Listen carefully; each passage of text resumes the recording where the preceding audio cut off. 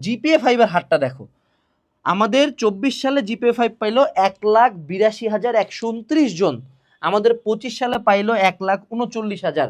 তার মানে প্রায় আমাদের 50K এর মতো জিপিএ 5 কম পাইছে। 50,000 মানুষজন জিপিএ 5 পায় নাই।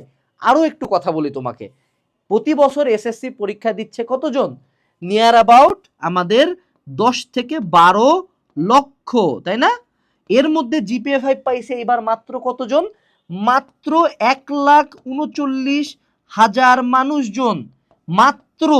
এখন তুমি যদি এটার পার্সেন্টেজে হিসাব করো যে 12 লাখের মধ্যে 1 লাখ, তাহলে যদি আমরা পার্সেন্টেজ করি তাহলে কত আসে বলো দেখি, তোমার জিপিএ 5 পাওয়ার হারটা কত?